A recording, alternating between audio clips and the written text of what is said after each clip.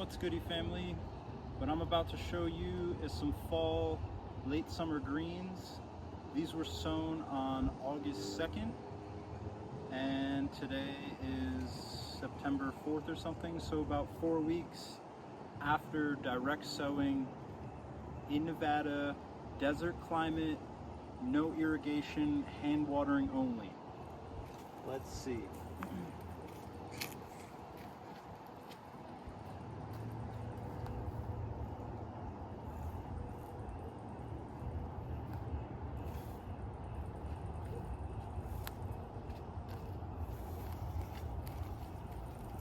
Some unwanted tomatoes, that's okay. Bang. So this is the art of sowing called cut and come again. So this row of lettuce is obviously sowed very densely because I didn't know how the seeds were going to germinate, and these mustard greens are doing very nicely. So you would take a knife and cut it like just above the growth point, all the way back, all the way down the row, and then that lettuce will regrow another 3 times, rather than planting a singular head of lettuce that you cut once and then you have to wait another 50 days. So there's different ways of managing lettuce, like this one over here that's not sown as dense. This is, I think, magenta or something, but there's like 1 or 2, 3 plants here. But let's just say this was just your one lettuce plant. You can harvest the outsides, just the outsides of the leaves, clip them really low all the way down as far as you can, and then your lettuce will put on like 2 to 3 new leaves of lettuce every other day, and you can just continuously harvest them. So cut and come again method, cut around the edge method. Here's a little beautiful baby kale. So we're here to harvest some greens, and these will go through the fall. So now that we have them established, their root systems are established, we can cut them now, keep watering, keep taking the top on and off every day, and they will regrow in another few weeks, leading up for 1 to 2 more harvests, maybe even more than that, maybe even less, who knows. But the fact is we direct sowed greens in the first week of August, and we're still gonna get 3 harvests off of it before our first frost. Who knows? Could come later, but New England pie pumpkin down here, been saving seed off of this since 2021. It's about to put off its flowers. If we have a late summer, then maybe it'll put on some pumpkins, who knows. But the fact that it's just so green. Seed was saved from, blanking on the name right now, but the farm is in Accord, New York, upstate New York. Grew it in Vermont, which was like an hour and a half away from there. Saved the seed for 3 years. Took it 3,000 miles across the country, and now it's growing in the desert. So that's pretty cool. Pumpkins, squash, obviously very widely adapted to North America, but still pretty cool. And these 1-year black walnuts that we've grown from seed, collected last October, planted at the same time as the garlic. There is 29 black walnuts, California black walnuts. This is some climbing bean of some sort. This row over here, this is mega nursery stock, experiment. We'll see what happens. But peaches, apples, pears, a few different kinds of plums, nectarine, Osage orange, and I'm blanking on it. What is it called? Cardoon, in the artichoke family. So cardoon seed, And then there still leaves a little bit room for garlic to be planted, all in this one bed. So major experiment, but it's a proof right there that with no irrigation, just hand watering, plant tree seeds the same time as your garlic, you can have 30 trees by the end of your season, and a California black walnut can go for $20. So, or black walnuts in general. I don't know about the California. This down here, this is also radish seed that I saved in 2022.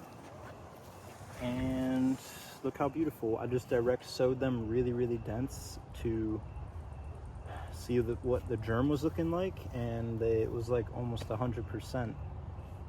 So it's pretty interesting. There might be a biodynamic thing going on here. I don't think it was sowed on a root day, but the radishes that I saved the seed from, I would always cut the leaves off of for making pestos.